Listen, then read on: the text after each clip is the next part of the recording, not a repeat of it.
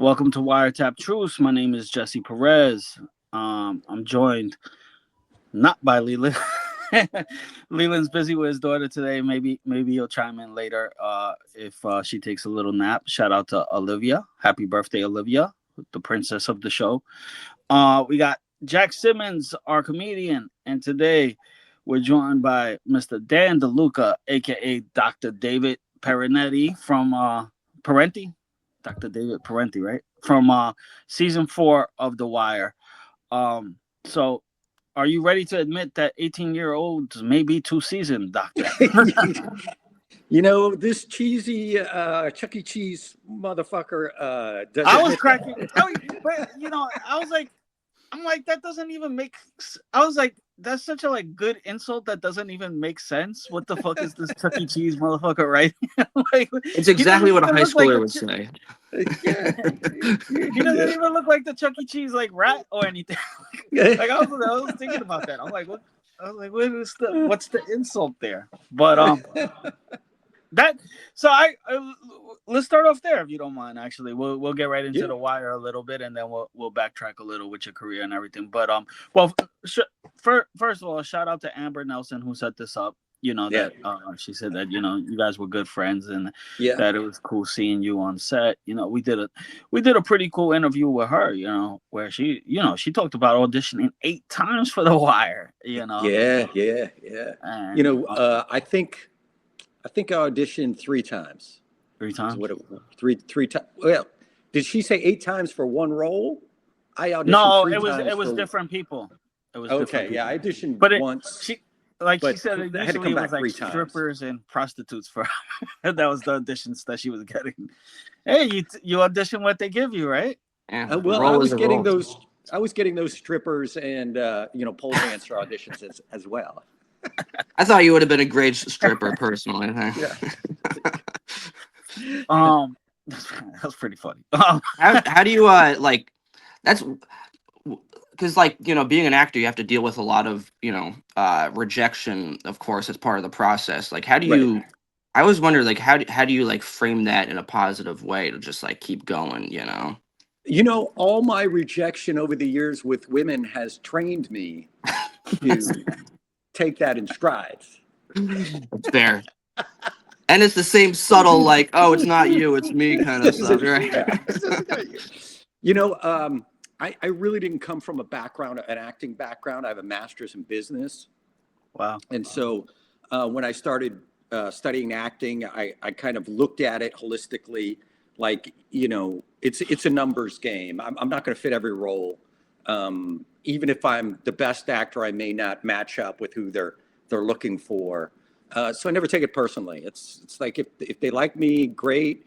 If they don't, somebody else fit the role better than me. I can remember auditioning once for what was the name of the show right before The Wire? Homicide, right? And that's when I started really first getting into acting, auditioning, coming back for 3 or 4 auditions, losing the part, and then seeing the guy that got the part on the show. And I thought, oh, he did a great job. I can see why they picked him, So yeah, I don't really take it personally. It's most people I know do take it personally, but I just go in, I do my audition, I do the best I can, and it's up to fate from there. And if it happens, it happens. If it doesn't, I'm so busy with other things, it doesn't matter. Smart. So, yeah, I was I actually trying to act. I had a play audition last week for Dial M for Murder. And halfway through the audition, the director just said, "Okay, thank you." And that was that. And I was like, "Oh, okay." And then he just said, "Thank you for coming in." And I was like, "That it kind of sucks, but yeah, it's just kind of part of the process, right?" It's just just keep going. Honestly, you make up your decision as a casting person, because I've cast films as well before, films that I've either directed or produced or written. And you kind of right from the beginning know maybe that person matches, maybe they don't, and then you give them a little bit more time, and then 15 seconds, Right. You know what I don't think is fair that I've kind of heard about in the industry, and I guess it's just what it was. They already know an actor that they want for the part, and he still has to audition. And now, but you're still auditioning all these hopefuls, right? And but Right, you already because know, like, yeah, because the union requires you audition so many people, right? Mm. yeah. So I just And feel like that's such a waste of time for those it aspiring actors, you know. So no. it is, and I've had that happen to me before. So, for instance, I was auditioning for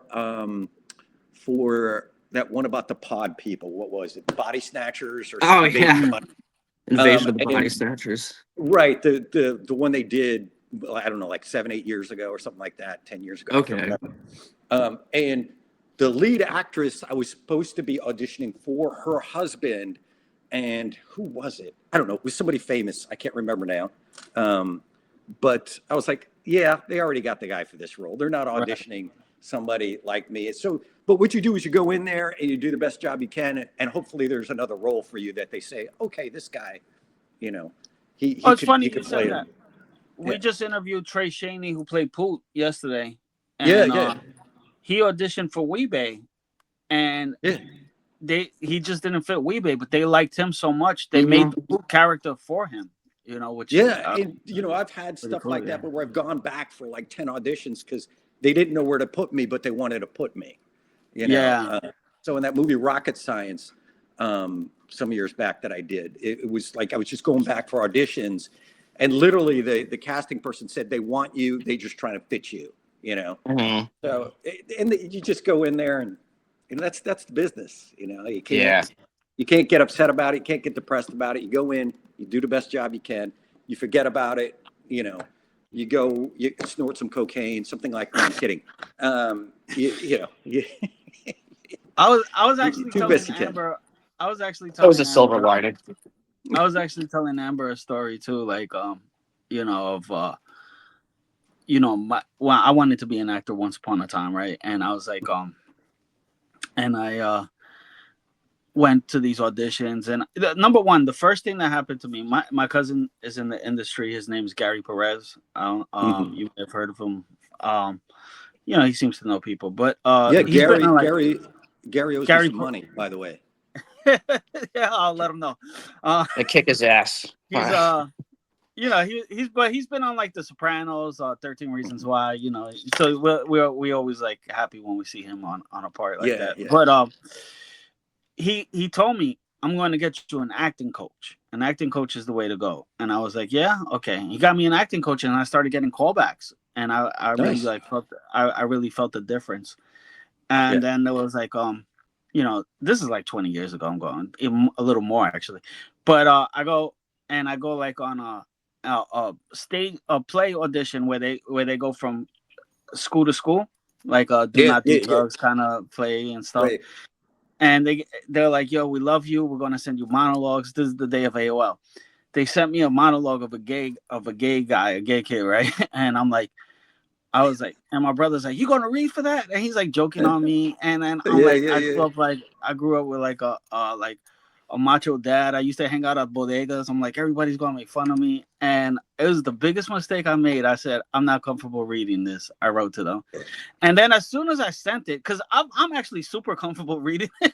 I'm just Right, like, right. It was I because you just wanted to be didn't clowned on by somebody else. Yeah. exactly, yeah. So and as soon as I sent it, I was like, oh man, and I was only like 20 years old. I was like, oh, can I take that back? And at the time, you couldn't read. Now you could delete a sent email. Right, At the right, time, right, you right. could. At the time, you couldn't. And I Yeah. remember I went there, and they were like, we can you read again? We got your email. I said, yeah, I changed my mind. So they were like, okay. And then they were like, well, we want you to stay. And they were letting people go and hiring people. You know, this would have been Right, my right, first right. paid job. And they kept me to the very end. And they said, we couldn't fit you in. We wanted something for you. We couldn't get you in, but we kept you to last to tell you to please continue on this career of acting. Oh, And then nice. It's And nice. then you yeah, It's just I like gave a it guess up. so. encouraging. But Yeah. I think that email shot me in the foot, and that Yeah. was the only time I would have got a paid. So that would have been pretty cool. So I kind of I mean, regret that whole you story. know, Jesse, there are only certain things that I have said, no, I'm not doing that. And Mhm. it generally has to do with I won't do rape sequences, scenes, you know, things that I think are gratuitous. So those things I've had come across in indie films and stuff like that, and I'm like, not interested. I think this is great because I'm also a writer. So if I'm looking at a script and I'm like, that's totally unnecessary. It doesn't add to the script. It doesn't add to the story. It doesn't do anything. I don't want gratuitous stuff. In fact, in my own movies, I don't put any gratuitous stuff in there. For that reason, I think it's cheap. I think it doesn't help, and I don't want to be part of, that. So I understand, although I would read for pretty much most any character, other than depending on what the scene is. Yeah. So I would read for a gay character, but I wouldn't be comfortable doing a gay scene. I just wouldn't feel like I could do the right job. I'm not the right person for that. And I wouldn't be convincing enough. Going back in time, I would have done things different. Yeah, it's definitely a different time. I mean, John Turturro, I heard, he like didn't want to do the penguin scene because like he was like a scene with him like beating a woman, and he like didn't want to. So yeah, I think like that is definitely a thing where it's like you have certain ethical boundaries where it's like I don't know, I just feel gross doing that stuff. Exactly. Yeah. I mean, you can clown on me all you want. You can beat me up in a movie. You can, make me the idiot. I don't care. But if it's me having to do this to, somebody else for no reason that makes any sense, I don't want to be part of that. So going back to the intro of the conversation, like was that seemed like a pretty intense scene for you, right? That might have been like the most. Was that the most? I guess that was the most intense. The most. Was intense it fun? Fun and intense. I combined. Yeah, that was my first scene we shot in the entire series. Right, so that was the first scene. So you can imagine me through that entire thing, thinking to myself, "Am I doing it right? Am I doing the right thing?" I'd never been on a TV series. I'd done, movies, but never kind of been in this world, this TV world of all these people that knew each other and had worked together for years and that type of thing.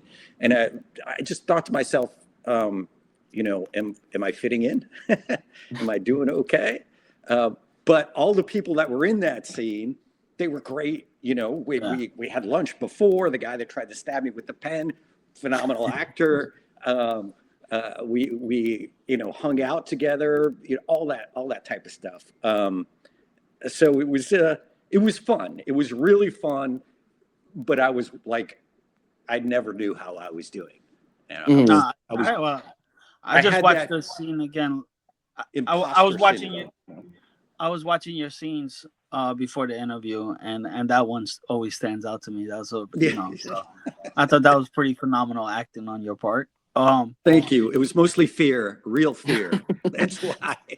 Well, I was gonna say maybe you never know how their minds work, right? Like Ed Burns is like a genius, right? Maybe because you were supposed to be there so nervous, like shaking like that. Maybe they wanted it to be your first scene to have the nerves. I wouldn't doubt it. I wouldn't doubt it. Yeah. And I always tell people the difference between me and that character David Parenti is I probably would have jumped over the table and stabbed him with the pen. But that's not the way the scene was supposed to go. But give him a taste of his own medicine. You're absolutely right, Jesse. I had that fear in me, and I kind of let it play because I knew that was okay. It was okay in that scene to do that. Obviously, I couldn't do that in some of the other scenes, but yeah. You're pretty funny. You're a pretty funny guy. Have you done stand up and have you done that sort of thing? I used to do this murder mystery thing where it was kind of like 3 hours of stand up that you would do. So you were this detective. You'd bring in kind of this scenario that happened in front of a audience. Yeah. I did that too. Did you? Yeah. I did that out in Montauk a couple of times at a couple of hotels. Yeah. Same thing, Jeff. Same thing. I did it too. Oh, sweet. At a restaurant. Yeah. Murder mystery. Yeah, and I've done it at restaurants. Was it with murdermystery.com? No, mine was like a knockoff of murdermystery.com. It was Yeah. like a smaller one. It was the other Vic too. I don't think they're still in business actually, but we were assigned to like we would do restaurant. Well, there was one Italian restaurant that we always did, and we did fire shows, firehouse shows and stuff like Right, that. right. Yeah. So that's what that's that gives you a lot of practice. You guys know, you're really doing stand up because it's not a serious gig. You're doing stand up for 3 hours. Yeah, everyone's to see into it Jack too. do The audiences. Yeah. Sorry, go ahead, Jesse. No, I was going to tell Dan. I went to see Jack do stand up here in the city, and we were out there telling people, "Hey, come on in." We had to like, Yeah. It was one of those shows, a Barker show, as they call it, right? Where to like, hey, I've done plays where they're outside saying, "Hey, come on in," and 5 people are there. Right? Yeah, we got like 2 people from outside, and it's like, okay. But that one time I did the murder mystery was out in Montauk, like in the February, and Montauk is like a summer town, and Yeah, it's no, weird I going to literally did one in Montauk. Really? Yeah, Like a hotel? in February. No, it was at they were doing a convention for some big company out there, and it was but it was in Montauk, and I stayed at some crappy little place by the sea, but it was freezing. It was a nasty little motel that I stayed in. They put me in. It was terrible. Yeah, it's like a ghost town there. It's weird to see like like nobody's there, but there's a lot of rich people there. So it's like, at the there was one scene where I had to be in a car and I had a tarp over me, so I had to play a dead body, and like a bunch of people are outside, and there was some smart ass being like, "He's breathing. I could see him breathe," and I'm like, "Yeah, I'm not really dead. I'm not really dead. I'm trying not to." But it is true. You do like get into it, and the people are they really find it funny, and they get it. So it is like just that live performance aspect. Yeah. Did they pay for the hotel when they at least? Oh, they like, paid for everything. They paid that's for everything. good. Yeah. They, I was basically on a contract with them, and they would call me up and say, "Hey, can you do this?" And murder mystery pays good per show, right? When I say good, I mean like 300 per show or something. Right. Yeah. So I would get like 400 out of town, and they'd pay all expenses. Right. I actually looked up. That's funny because they used to post on Backstage. I want to say. Right. They so you would see what the salary is, and if I remember, it was like 300 or 400 per show. Yeah. That's pretty cool. I've auditioned for them. I just didn't get it. You had a pretty prominent role in The Wire and on the most critically acclaimed season.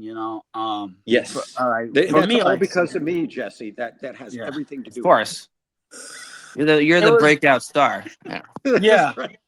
Nothing to do with the 4 kids and their coming of age. Nothing to do with the kids. Nothing to do with kids. Yeah. But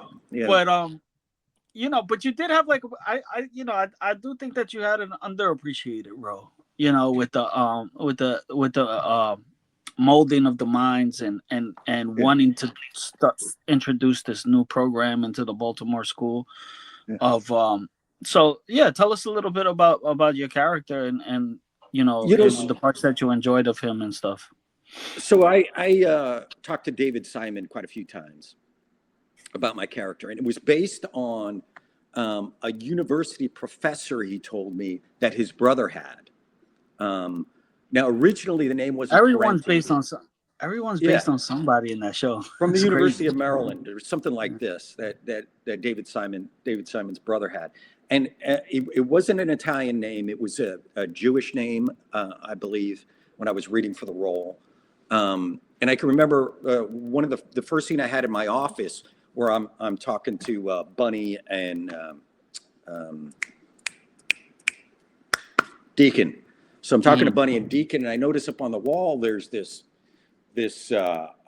diploma with the wrong name on it. So it had this other guy's name on it.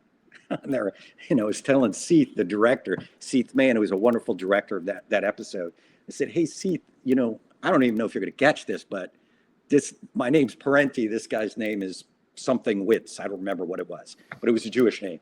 And he goes, "Oh my God!" And they took it down and whatever. So the first thing I realized that when I started auditioning for this thing, first I went in and Pat Moran, who's an amazing casting director in Baltimore, she does all the series that come through, and she's done just tons of movies, that type of stuff. Anyway, we're hoping to have her on the show soon. Well, you had her son on. Yeah. Right. Yeah. Yep. Yeah. That's how we're trying to get her. Yeah. But Pat is wonderful, and I can remember, if you know Pat, she's very kind of straightforward, kind of. She really frightens. She really frightens some people. Now, I'm the type of person that I make a joke out of basically everything, so I don't get scared of anything. Maybe that's just my defense mechanism. But I walk in there and she goes, "What are you doing here?" To the audition. I'm like, "I don't know. You called me." And she says, "Well, we don't have any parts for white people." I'm like, I don't know. And then she realized, oh, okay, you're here for the professor. And then so I do this audition and they call me back. And then I go in the room the next time and there's, 12 people, all about 10 years older than me. They all look more my age now than, what I was then. And I'm like, oh, I'm not here for the right part. They're not going to hire me. They're just not going to hire me because look, all these guys look like professors, and I don't look like any of these guys. And it's the same thing happened to me when I was auditioning for The Sopranos once. I walk in, the difference was I sat down and everybody in the room looked like me. I'm like, yeah. We all look alike here. There's a bunch of Italians that are 20-something years old, What did you audition for The Sopranos, real quick? Sorry. It was just a small role about somebody who was a college kid. I vaguely remember it. It was like a one-liner thing. Okay. They were at an assembly, so I can't really remember much more than that. I just remember walking in and saying, "Oh, well, this is probably a waste of time." But anyway, so I didn't think I was getting this role. I go in there, I say my lines, they call me again. I'm like, okay. And after I think the third or fourth time, they said I had the role, but they didn't know how long it was. It was one episode. So initially it was going to be like one episode because they were literally writing, a week after week how the show was going to go. So they were writing maybe 2 weeks in advance. So every time I would get a script, I would like, do I die in this? What happens to my character? I'm not reading this. I'm going to the end. Is Dan alive or not? Ended up being the whole season. So very grateful for that. And I think what I loved about the character in real life was, he had good intention, but he was naive, and they showed that very well. Good intention, but naive to the reality of what was actually going on. And I've noticed, because somebody had brought it up to me and they say, "Hey, Dan, do you know they study your character in some universities?" And I'm like, "What?" And so I look it up, and there are literally universities in the United States and universities over in England that study that character. That's amazing. Because of that, Wow. He has these ideas, he's naive, that whole thing. And I'm like, holy crap, I could go take a class on my character. Yeah, an A in You that. can teach a class on your character. Yeah. So I think, it was maybe, yes, underused, maybe underappreciated, but people did really in the industry, not the industry, I should say, in that world of sociology, and they really took to it. The first time I had like a fan sighting, I was with a buddy of mine. We were stopping off at Howard University to talk to a friend, and we stop at this McDonald's. He had to use the bathroom. I'm sitting in the car, and a woman walks out, and she looks at me, and she screams, "Oh my God, The Wire!" Right? And so I get out of the car, and we take a picture together and stuff like that. And she's a sociologist, and she says her and all her friends, watch literally that part because they all have that job, and so they followed, that character. they're like, "Oh my God, you're doing a great job." And of course, I'm like, I don't know what I'm doing. I'm just trying not to mess. I'm trying not to mess up. But I was grateful, and so I loved that character for those reasons. He was really trying his hardest. People understood that he was trying. The audience understood that he was trying. People that do that type of work felt that I was doing a decent job in it. So that kind of makes you a little bit proud of your work when you Yeah. get that kind of feedback. So Kind of like Carcetti. Yeah, Carcetti. Yeah. Because I was thinking like he tried really hard. He was like naive though. He was like ambitious and a little bit like, he wanted to do things, but the system itself is like impossible to change. And that's kind of like the overall theme of the show was that like Yes. good intentioned people end up like falling into the system because there's only so much you can do, even with your best ambitions. Yeah. And even my character towards, at the end, you see, what are you going to study? The study is what Bunny tells me. Are you going to study their study? I don't know if you remember that last sequence, when we were walking the elevator, and then it's got me like lecturing at some point.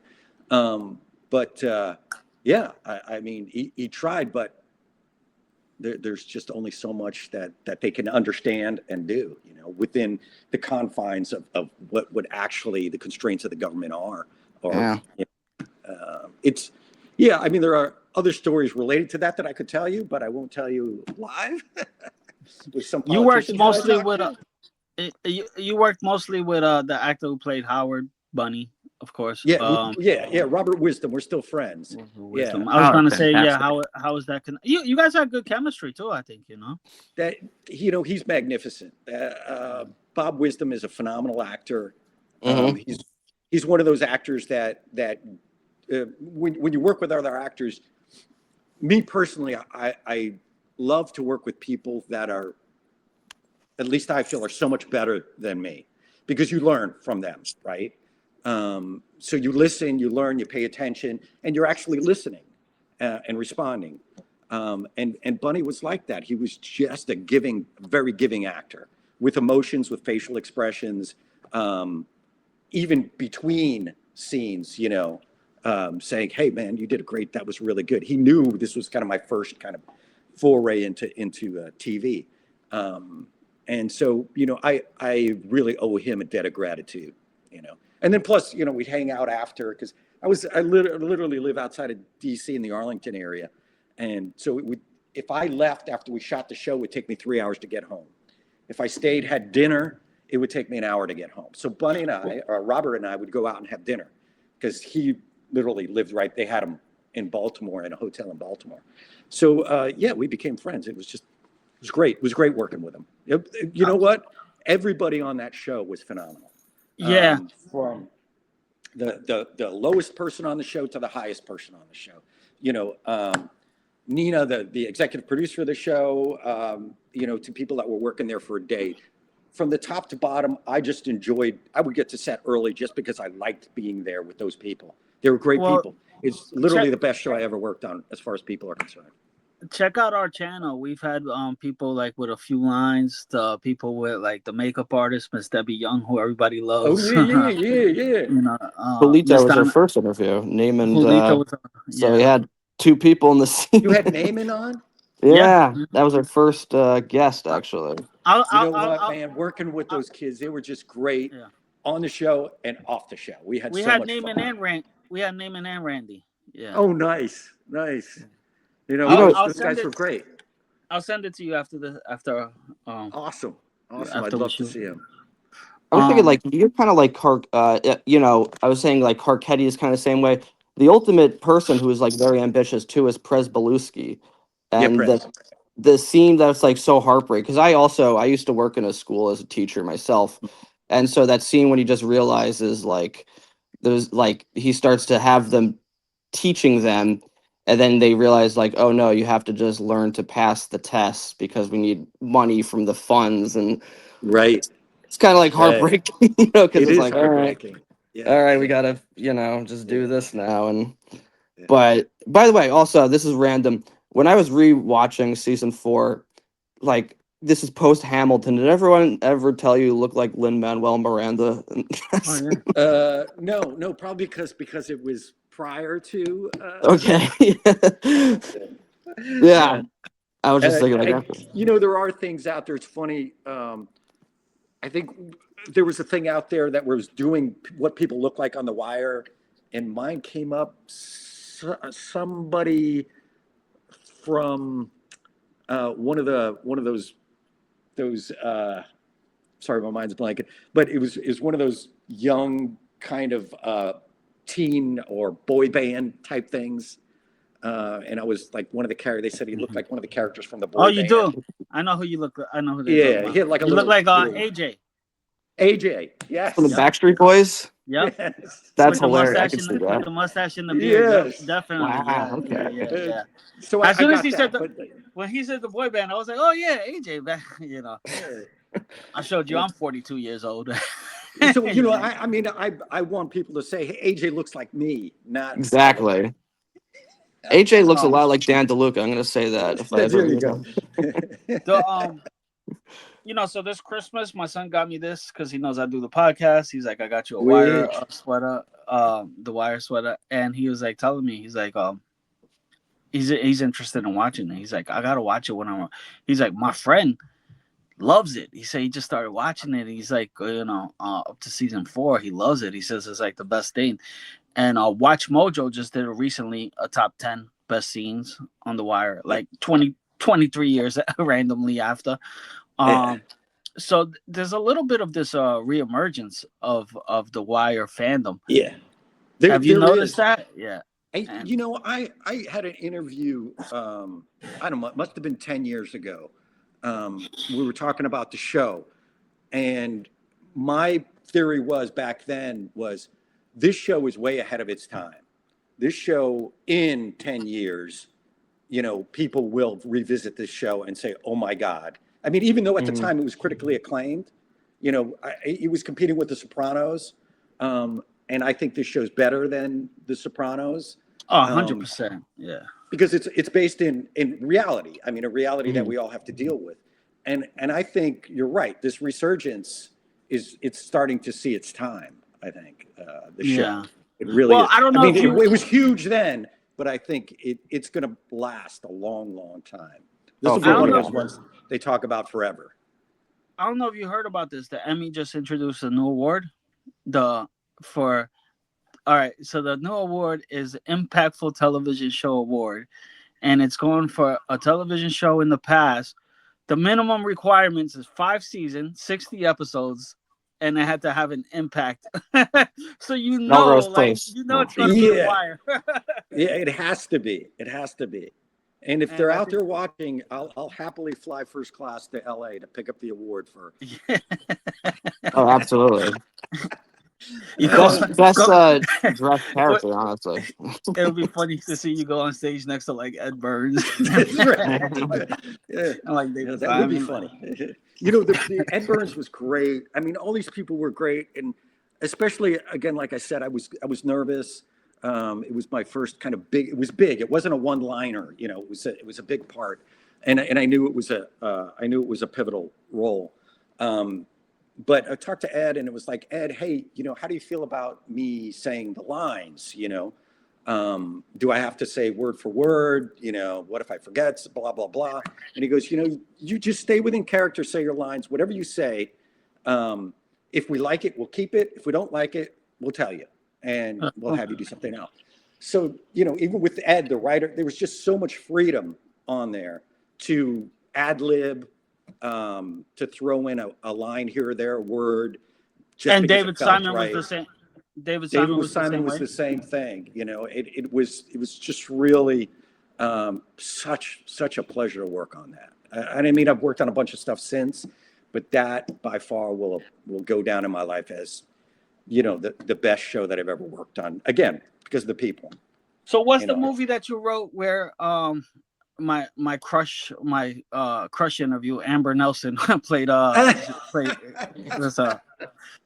I've written quite a few, but that was the first movie that I had written, and I directed that film. And Amber played. She basically she was a in jail.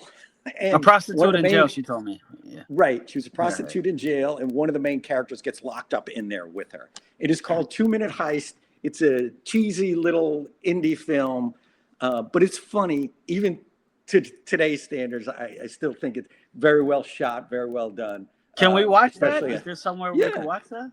probably Tubi or Tubi? Amazon. Yeah, Okay. it's called 2 Minute Heist.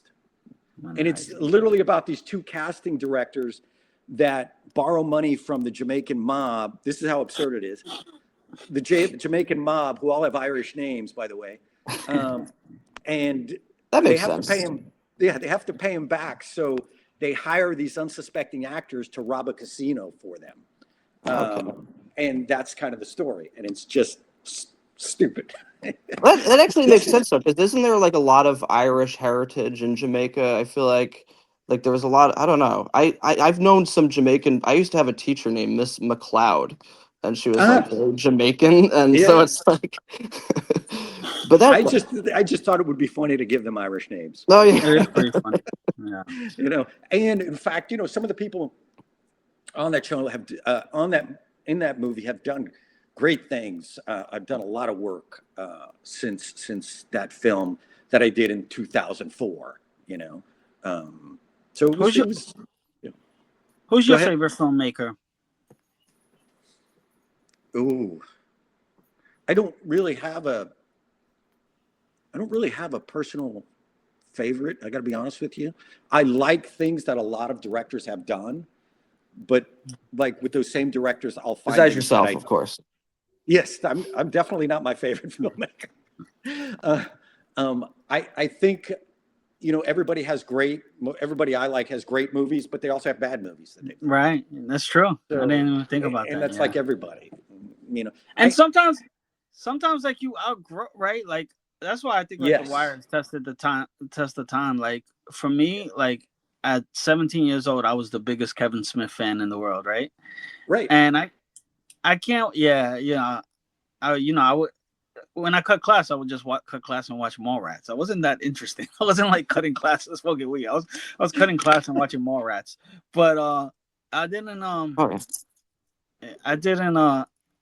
throughout time it's kind of like he still has movies that stand out, but I'm not But he's like done the some biggest crap fan. as well, Yeah, And I love Kevin Smith.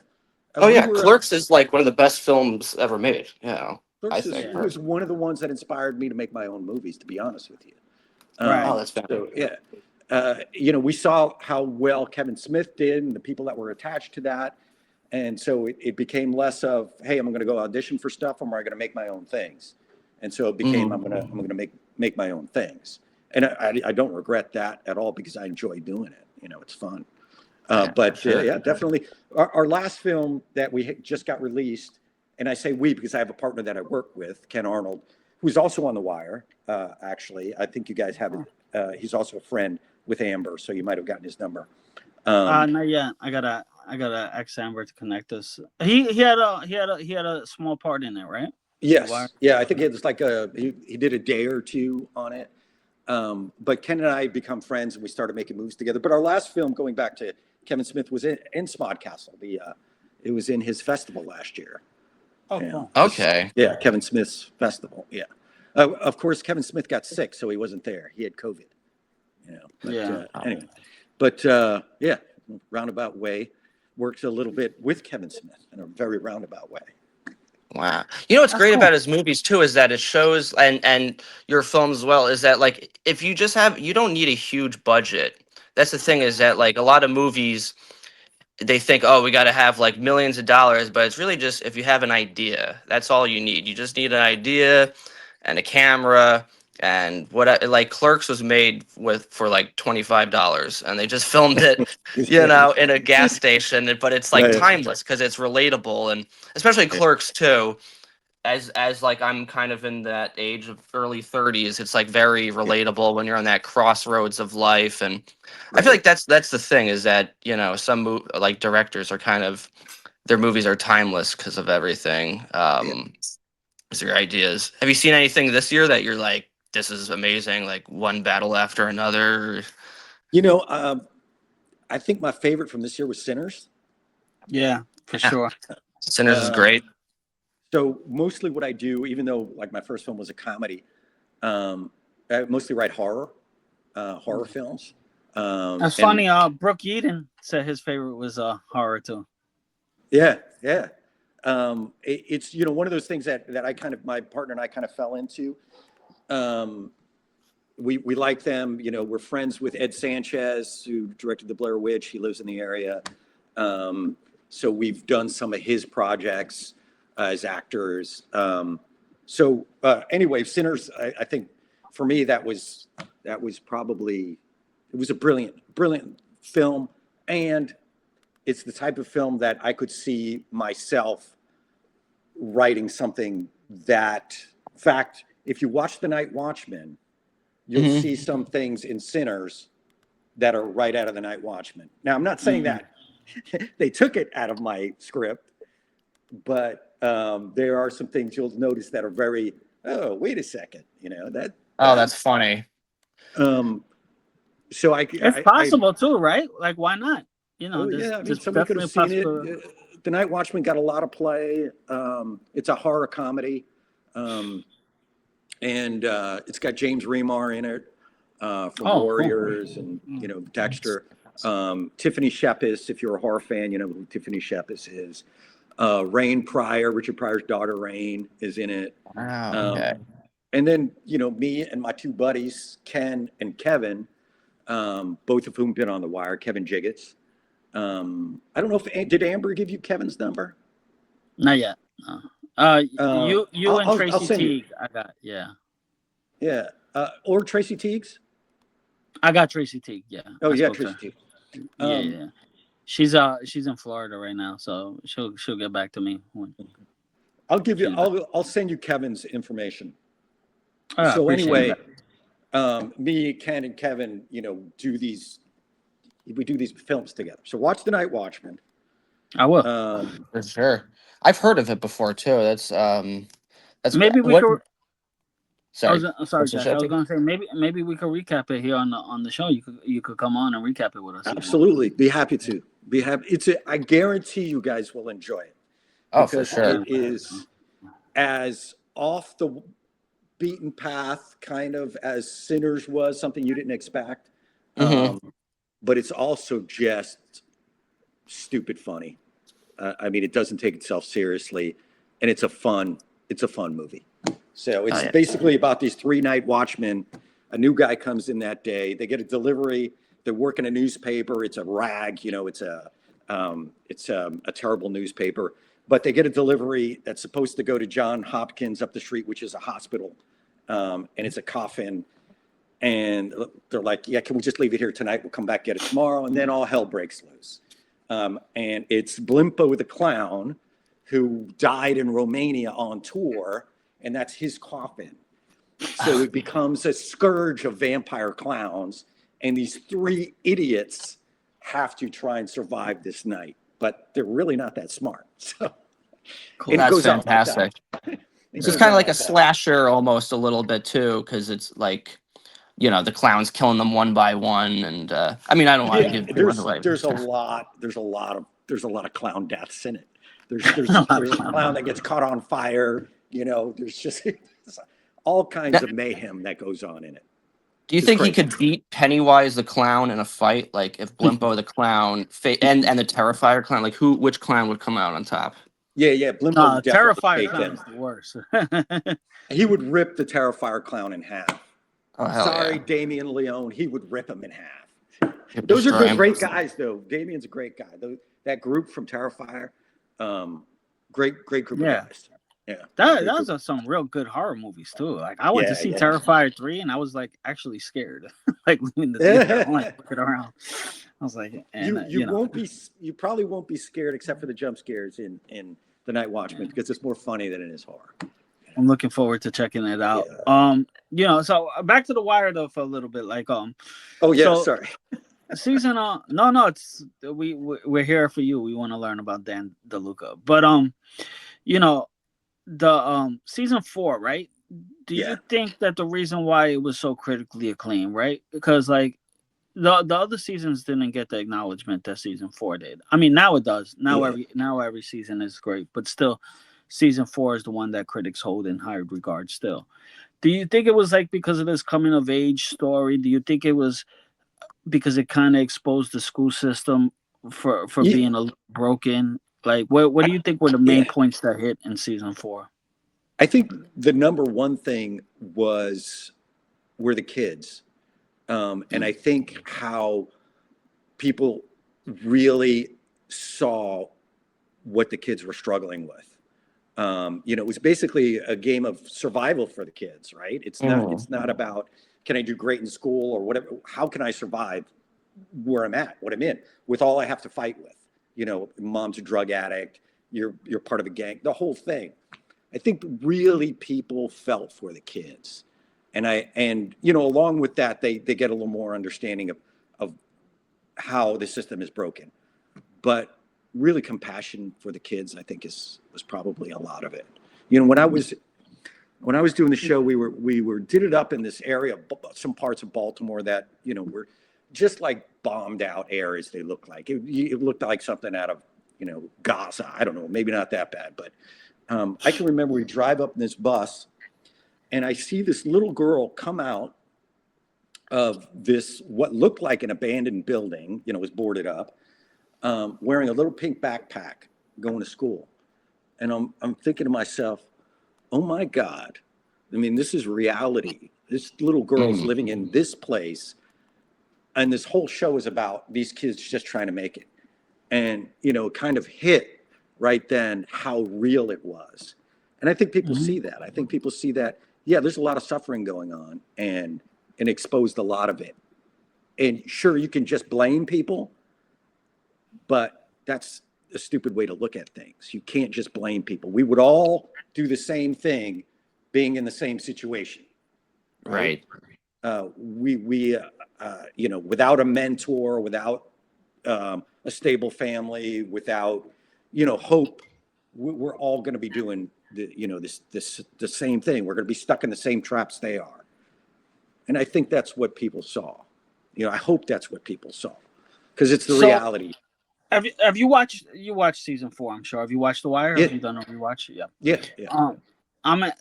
Me, Jack, and Leland actually met in a Facebook group called Wire. All the Pieces Matter, and we started the podcast 7 months ago, and it's it's been going pretty well. Usually, you're not doing supposed to talk great. to 7 strangers on months. the That's internet, amazing. but Yeah, that's Was that amazing. Jack? I said usually you're not supposed to talk to strangers on the internet, but sometimes podcast gets boring. So, Well, I'm not wearing any pants, if that helps. right. Well, that's why we're up from the waist up, right? That's right. That's hysterical. If you want to see the rest, so- you got to go to my OnlyFans. Yeah. So we'll do a plug at the end for that. Right. Yeah. Well, we put the guest other ventures down on the bottom there, so we'll plug your OnlyFans also. There you go. On the bottom of the channel. But so I love that fan page. Actually, it's the best fan page on Facebook, right? Because it's so number one, it's so active compared to the other Wire Facebook fan groups. Yeah. Leland's a part of all of them, but this one's like, and the theories that these guys have is like sometimes you're just mind blown. Like this one guy said, he thought the reason why Bubbles' character never comes back, the one who beat up on Bubbles, that Bubbles tries setting up and ends up overdosing Sherrod, is because he's just a representation of Bubbles' addiction disease. And that's why he's not given a name. And that's why we only see him and after Bubbles gets sober, we never hear from him again. And I was like, wow, that's pretty interesting. Wow, that's deep. That's interesting. Yeah, that is. So I was like, but and like, it makes sense too. And it's kind of like, so I guess my question is also too, like, do you think this is like the most, and on another part that I always love, I'm hoping to get the actress on, the character of Dee Dee, that her story's told through 3 scenes in The Wire. Season 3, she's buying drugs for the first time, 1 scene. Season 4, we see her at the bodega, and she's tricking. And season 5, we see her at the NA meeting recovered, and I'm like, Oh, that's that's cool. genius, right? That's like Mhm. genius. And it's only like 3 seasons. I mean, it's only 3 scenes throughout the Yeah. whole show, so you got to pay attention to do you think this was like the most genius writing you've ever seen? Like, I mean, not compared to your own writing, of course, I'm sure, but It's definitely better than my writing. My writing is just to entertain. I don't get deep into too much. um, it's definitely some of the best stuff I've ever come across. You know, I mean that show is just like I said. You can talk about The Sopranos being a great show, and it is a great show. yeah, But this one really touches on reality, and a lot of it has to do with, like, Ed Burns actually being a cop, and arresting some of these people, and being a teacher, and so it's real experiences that he's bringing in, and they always say the best writing is write what you know, right? And you're Mhm. bringing in real experiences.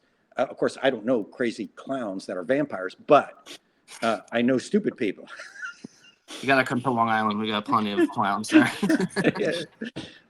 So you know, it is amazing writing.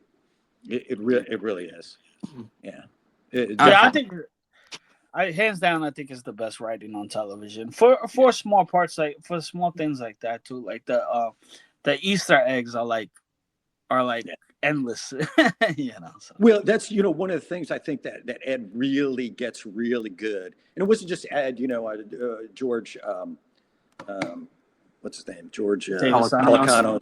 Oh, George Pelicano. Simon. Yeah. Yeah, these guys, there were multiple writers, but they get that every single character on there is important, no matter how small.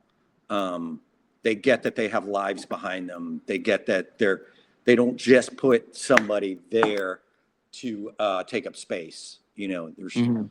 There's no wasted lines. There's no wasted characters, and I think that's genius writing. Yeah. That's a great point. There's no filler. You watch certain shows today, and it feels like some of the episodes like they had no point, or the scenes only exist to advance the plot. But here, it's like I think what makes The Wire so rewatchable is the characters feel Yeah, so like they feel alive in the like this lived in world that like yeah. every time you rewatch it, there's something else to it. And like especially with the kids, like the big show of course is like Stranger Things, which I still haven't watched, but Yeah. I feel like the Duffer Brothers definitely were partially inspired by like season 4 of The Wire, just like these kids in this kind of world that like they're just trying to, I don't know, survive Trying to as much survive. as Yeah, yeah. you know. And while the adults are kind of oblivious to most of it. Right, exactly. And they're just doing their own thing. And yeah, that's the thing too. Like you mentioned, is like the kids get up and there's gangs and drugs and everything. And a lot of times you forget they're like 14 years old and they're just trying to focus on their math homework, and then they have to Yeah. like sell heroin and everything. Yeah, You, and I you found myself, He's when I was talking about Stranger Things, by the way, Dan, not The Wire. The kids selling heroin. I don't know. yeah. I tried to join your joke group. I think I missed that. It I did, missed that episode. Which episode mine didn't land. was were they in the upside down world when they were yeah, doing that, or Selling it to Vesper. Yeah. yeah? Like Yeah. just But saying, I really I was rooting for the kids. I was rooting for the kids when I watched the show.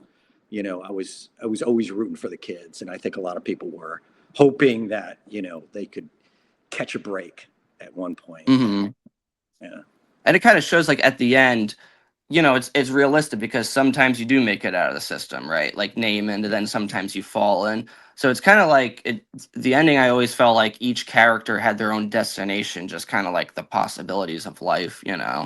Like it doesn't often work out, but sometimes like Bunny Colvin kind of like that was one of the best arcs. I feel like him becoming like a father figure to Naaman, and yeah, literally his yeah. father at the end. Mhm. It just kind of felt And it, realistic. and I feel like it's all connected too. Like I don't think Weebay would have given Naaman to Bunny if Weebay hadn't known D'Angelo. and hadn't seen a little bit of Naaman and D'Angelo, you know, he wouldn't have come to that conclusion. And like, you know, so it's like all connected also, which I think is awesome. But yeah, the bunny, you know, we had Julito on, and Julito said, you know, I don't understand some of these like comments on like the YouTube pages and stuff of like, oh, Naaman is soft or this and that, like, because he's like, he's a kid. He's a kid. Like, he's like 13 years old. Like, it's right. He's a kid. You know, he's acting like a kid is supposed to act. Right. You know, like it's terrified. You know, it's a exactly. So it's yeah. I just think that it's unfortunate. That's unfortunate that people think that everybody should be more like Naaman. Yeah. You know, like, oh my God, I'm afraid of all this insanity. You know, what do I do? Well, he had like a heart. Then you're just jaded. If you're stabbing the Chuck E. Cheese motherfucker with a pen, you're jaded by that point. Well, it's like you kind of show that he has a heart. I think that was the thing, is that your character and Bunny realized like all these characters are like tough. They have all this like tough exterior and they're like shit talking. But the more time you spend with them, you realize like, oh no, they are just children and they do have like hearts of gold, you know. And they allowed me to have, you know, they allowed me to kind of adjust my character as I wanted. So if you kind of watch from the beginning to the end, there are subtle things like, you know, by the end, my sleeves are rolled up, my jacket's off, and I'm sitting next to the kids, chatting with the kids. So you see that you do kind of my character, you know, really feels for these kids and has love for these kids by the end of that. And I think that's, you know, the reality of all. You meet these kids, you're going to end up realizing that, hell, they're just kids. You know? Right. They're just trying to get through the day. I randomly watched season 4, episode 12 yesterday, which was the one right before the final episode. Yeah. And like, it was so funny because I'm like watching it and I was like, you see Presbo like, you know, somebody said tickle, right? And then this kid said, tickle my nuts, right? And Presbo like writing on the chalkboard that he actually like laughs. Like the kid makes him laugh, right? So like at first it's a job, right? But then like you see Presbo kind of get adjusted to the group too. Like he was like, oh, that's a good one. Like, not like enough of that. But so, I think that's sorry to just to cut you off for a second. I think like that's kind of the like what you're saying, Dan, is like at first, like your character, it's just a study, like, you know, it's just kind of like this cold thing of like, oh, I gotta write on down. And then you realize like, no, this is like real life, you know. I'm just trying to you know, you get like kind of like an affection for these people after a while. And you realize that they are smart kids, you know, and they're not bad kids. You know? It's just they're in a bad situation. Oh yeah, for sure. But also like I just want to know, because you came in like season 4, so was it already like a very well-known thing? Like was everyone talking about it at the time? Because some of the actors we had like were from the ground up, and they didn't really know like what they were getting into. Yeah, it was already huge at that point, and me and Stacy, you know, she plays the classroom teacher. That's in a lot of the scenes when I'm in the classroom with her, me and Bunny. And I can remember Stacy. Yeah, I was actually going to ask you if you. No, I'm sorry. I was going to actually ask you if you keep in contact with her. You know, I believe I have. I don't keep in touch. We might be Facebook friends though. So I might be able to get you in touch with her. But Stacy and I were standing next to each other, and I turned to her and I said, "Can you believe we're on the best show on television?" She's like, I can't believe we're here. You know, it was, so by that time it was already huge, you know. Okay. And Stacey and I were grateful to be there. You know, we were just so happy to be. But I think the ratings still didn't show it, right? Were the ratings? No, the ratings showed it. What didn't show it was the awards.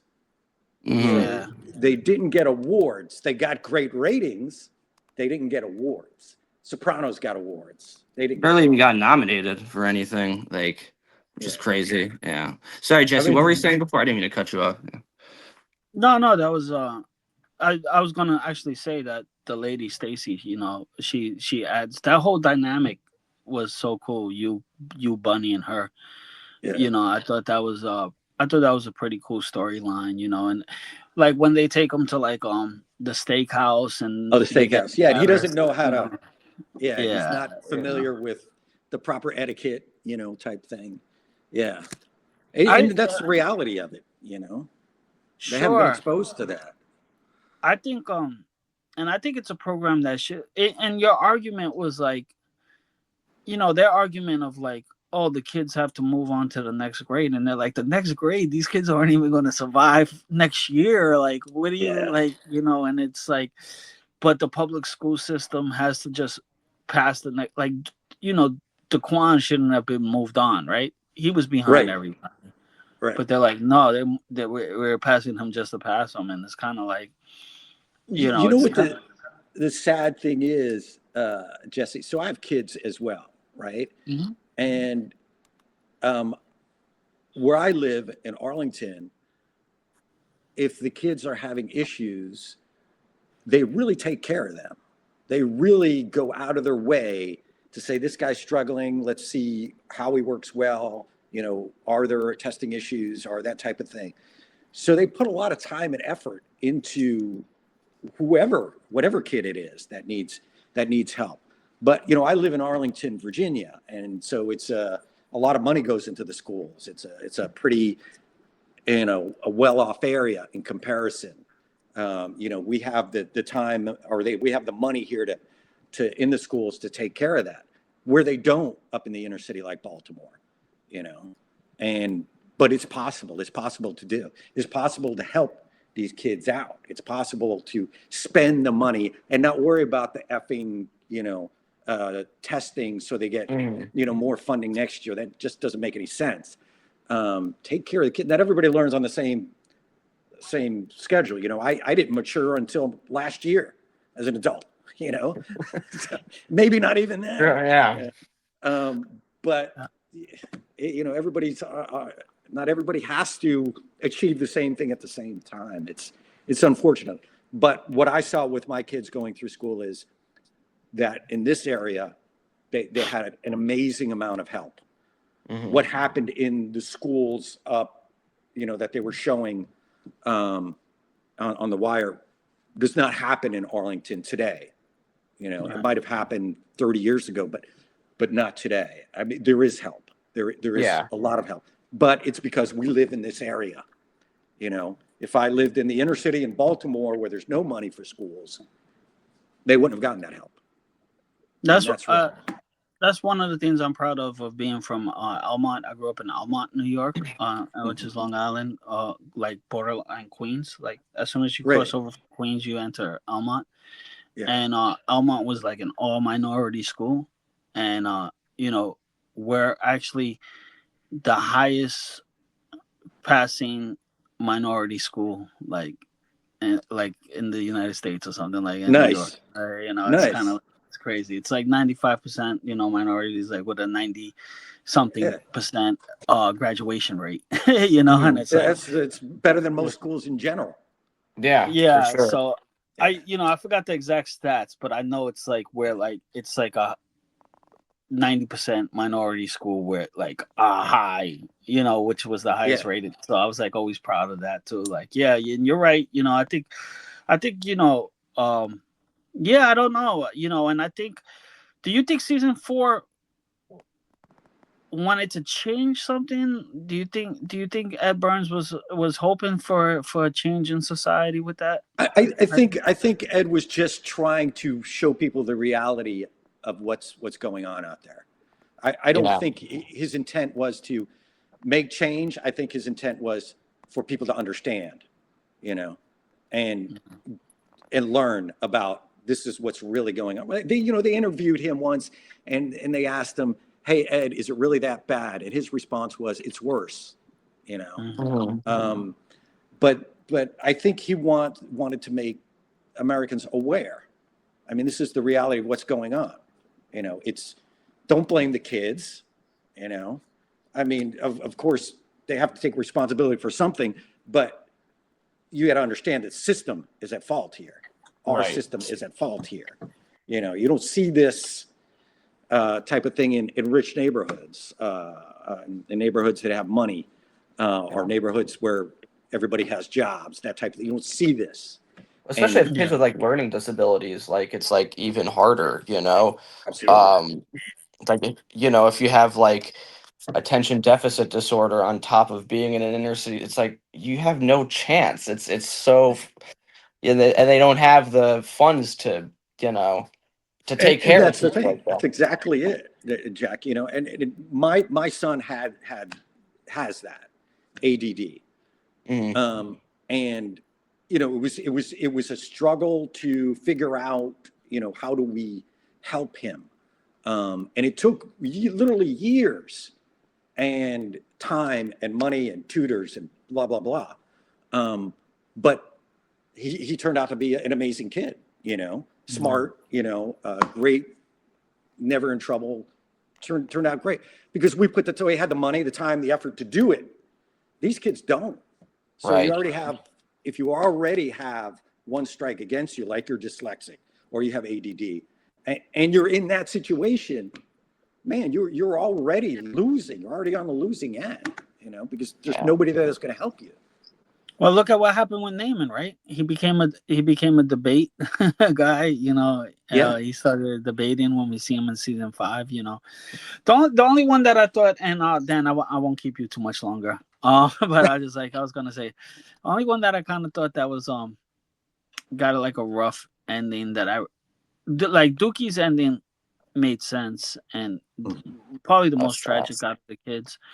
But Yeah. I think Yeah. it's kind of I didn't like the advice he was so like, you know, and I got it where I got that he had to end up where he was going to end up. But like he goes to take boxing classes and you know, Cuddy pretty much tells him like you know you're still gonna get beat up. Like this is not for you. It's like the kid's trying to learn how to defend himself. So, like why you Right. studying, right? Like, and then he goes to like, and then he runs into like Poot, and then Poot's like, oh, you're too Yeah. young for this job. Maybe you just need to bang a little longer. And I'm like, this kid is getting horrible advice all the way. And I'm Nobody was just looking out like, for him except for Prez Nobody. Belusky, you know. Yeah. yeah.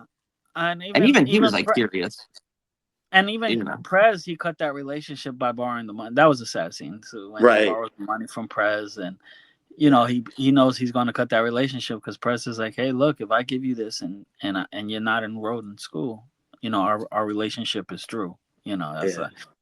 so you know, but yeah, it was kind of like I'm like I don't know. He kind of got the rough end of the stick there, you know. So I thought the Dookie one, but yeah, Dan, man, I just want to. And Jack, I'm sorry. Do you have any final questions for Dan? Or No. Well, what are you plugging right? What do you got coming up? So I have a film that was just released last month. It's called A Town Called Purgatory. It's a horror Mhm. western. Oh, I love that.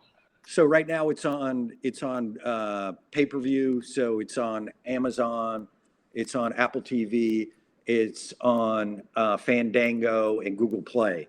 Eventually it'll be released on more things, but it's a horror western. It's all about kind of the Skinwalker lore, the Navajo Skinwalker lore. Pretty cool. It's fun. Yeah, it's a fun movie. It's a Oh, pretty that's cool movie. awesome. I'm Yeah. looking at the IMDb, and it looks like it takes place a little bit after the Civil War because it says Right after the Civil War. Yeah, it's 1861 is the year I picked. When I Okay. looked up. Yeah. What made you like? What was the inspiration behind that? So Ken Arnold is my business partner, and he was doing a film called The Marshal, Bill Tillman and the Outlaws, and he kept saying, "Hey Dan, you know we got to do a horror western. Let's do a horror western," because again we're kind of in that horror genre.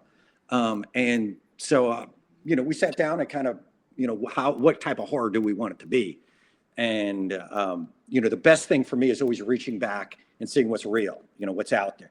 I'm a Catholic kid, probably like Jesse is, you know, and we hear about possession and you know all this type of stuff growing up, and even if you believe it's not real or not, you're still worried about it. You know, you're still kind of like, I don't know, I don't want to touch that Ouija board. Right. You know, I don't want to do any of that stuff. So I wanted something real, and the Navajo lore of the Skinwalker is a real legend. You know, it's one of those things that now they have Skinwalker Ranch on the TV series, and so we went kind of down that path. And the reason we did it was we were supposed to do a film out in we're supposed to do a film in Romania. We had the funding for it, but then COVID hit, and so I'm like, okay, well, let me turn to this script here and contain it. So it's a very small cast, very small cast. And I'll give you the real quick synopsis. It's a Pinkerton Union guy who's a detective following the Reno gang, who was the first gang in the United States to rob a train. Oh, okay. So this is real. That's the real history part of it. He's with a tracker who's a Southerner. He's an ex lieutenant in a Confederate. And the tracker, the tracker brings him to this, is bringing him to this town called Purgatory, where he's going to be waiting for the Reno gang to come in. He heard that they're coming into town. Well, when they get to Purgatory, it's empty, and there's blood everywhere, and shit's turned over. And it's like, well, what the F happened here? And that's kind of how the movie starts. All right, that sounds awesome. That's like, I love when it combines genres like that, you know, and it's like taking something like Skinwalkers, who I think are like kind of like, are they like kind of like vampires, a little similar to that? They're kind of like a Wendigo. They're shapeshifters, the Skinwalkers. They can be basically anything, and ours kind of has that kind of human antlers kind of look to it. Is kind of freaky looking, the Wendigo. But yeah, I can be mostly anything. But the lore is a shaman, so an Indian doctor, a shaman. In order to have this black magic, to become a Skinwalker, to become a shapeshifter, he has to kill somebody that's very close to them. And then once he does that, he gets this dark magic to become a Skinwalker, to change form and stuff like that. And so that's kind of the lore.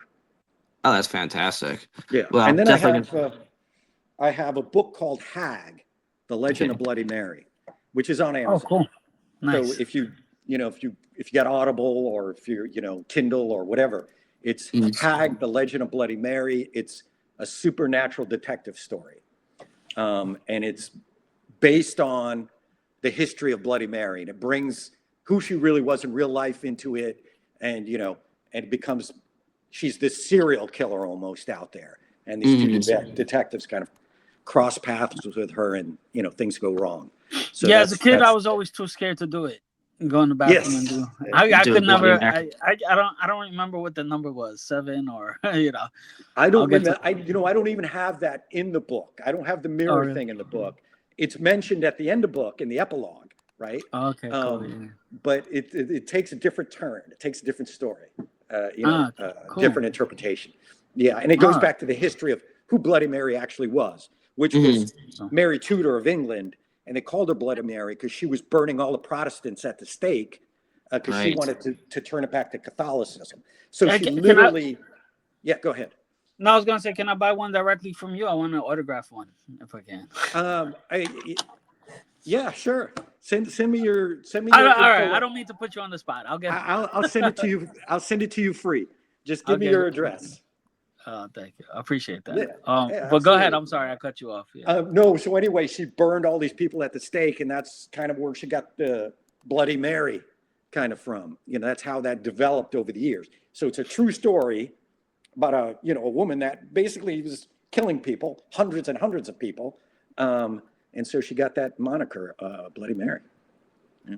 That's awesome. That's incredible. I definitely want to get that. I love horror novels. I actually never really knew that much about Bloody Mary. I know the drink and everything, but we all I know the mirror thing. We all know right. From the mirror she appears. Yeah.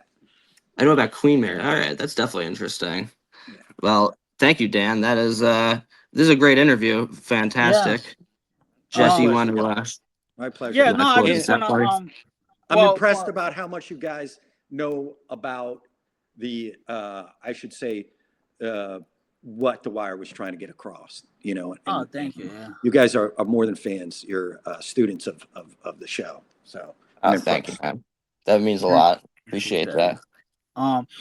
You know, it's yeah, and it's funny you said that because I was like I was talking to a friend of mine recently, and I'm like kind of telling him stuff that I'm learning on the recap is kind of like, you know, like the criticisms of like D'Angelo's just not made for the game, and it's like, yeah, but did you realize that season 1 D'Angelo was the main character from the Barksdale crew? You know, it's like, and you know, I'm telling this to like a friend of mine who's just like watched the show a couple times, and he's like, no, I never looked at it like that. I thought Avon was the main character from the Barksdale crew. And it's like, no, but you know, it follows D'Angelo's from the pit, his way around, like somebody who's not, you know, somebody with a heart. And I just found that interesting, you know. And interesting fact, I tell people, Lawrence Gilliard had 440 dialogue lines compared to Idris Elba's 220 or something like that in the first season. That's crazy. Yeah. I was like, that is crazy. It makes sense, like when you look back on it, but yeah, everyone, you know what I mean, because he is the main. But yeah, it's when you think of like when you're watching it, you feel like Stringer is in more of it. Yeah, yeah, you feel like Stringer and Avon are like, but you know, when we started doing this podcast, and we're recapping every episode, I'm like, every scene has D'Angelo in it. So I decided to Google how many dialogue lines, and you know, I didn't know it was even that staggering amount, like twice as much as double. Yeah. And Wood Harris has 190 or something. So I thought that was pretty interesting, you know. So it's stuff that we find out during the recap also. As a shameless ask, if you ever see a part that me or Jack and Leland can read for, let us know. You know. So we are trying to get The Night Watchman 2 off the ground now. That's kind of our next thing. So it's a sequel to The Night Watchman 1. So when you get a chance, watch it. It's on Tubi or Amazon or whatever. Watch it, and we're trying to get 2 together. So, you know, keep in touch. fantastic. Yes. We definitely will, sir. And Dan, I personally, I think Jack will agree. I think you have our kind of sense of humor. So right off the gate, like, you know, it's kind of you guys are insane. Yes. Well, definitely, yeah. A lot. It was like so comfortable for me. Yeah, it was so comfortable for me from the beginning. Good. You know, because you know, I think your sense of humor and your taste in movies and stuff, it was a great conversation. So thank you for that. Yeah, no, so thank you for coming on, man. And everybody who hasn't seen The Wire, please check it out. You know, it's more than just a television show, you know. So can you please say please share, like, and subscribe to Wiretap Truths? And we got to get this edited already because we have like 22 guests saying this and no video for it yet. So trying to make a compilation edit. Like and subscribe. I'm sorry, again, what's the name of the show? Wiretap Truths. Remember, like and subscribe, Wiretap Truths. Thank you. Thank you, Dan. Ring that bell. Ding, ding, ding. So, all right. So thanks, Dan. I'm just going to do a couple shout outs here at the end. Moses the Black comes out next week. Miss Donna Adrian Gibson, who we named executive producer of our show, who was the costume supervisor for The Wire, was the costume supervisor for this movie coming out next week, starring Omar Epps. Please check that out. The Night Watchman. Look out for that, and we're going to recap it. I'm going to keep in contact with Dan. Hopefully he'll come back on and do the recap with us. We're gonna recap Moses the Black also. Kamal Bostic Smith, please check out his YouTube channel. Chris Clanton is in a play of Set It Off with Felicia. Check out his Instagram. Maestro Harrell, check out his YouTube channel. Julito McCullum, please go to his Twitter. Mr. Alonzo Wilson, who is the costume designer, has a non-profit organization that we plugged at the bottom, so please look at that. Miss Debbie Young, the lovely Miss Debbie Young, the makeup artist, thank you for putting in the good word for us, for so many people on The Wire, and thanks for the help you're giving us. And check out her Instagram. She's working all the time. And Michael Kevin Darnaw, who played Brandon in the first season. He's always up to something. If you follow him on Instagram, we want to get him back for an episode. Actually, Jack would reach out to him when you get a chance. And Jack, who am I missing? Am I missing anybody? Trey Shane. ShaneyWay.com. Get the Wire hoodies. Yes. ShaneyWay.com is a one-stop shop, and you're gonna get everything there. And Amber Nelson is doing award-winning work. She's doing her own stuff, and she's on the grind out there. So shout out to her, and shout out to her for connecting us with Dan. Miss Amanda Johnson, please visit her art gallery in Florida. The address is down at the bottom. And this is Wiretapped Truths. We want to thank Mr. Dan DeLuca, and we're gonna thank you for being part of this Wire podcast, Wire reliving moment for us. Thank you. My pleasure, gentlemen. Have a great weekend, guys. Peace.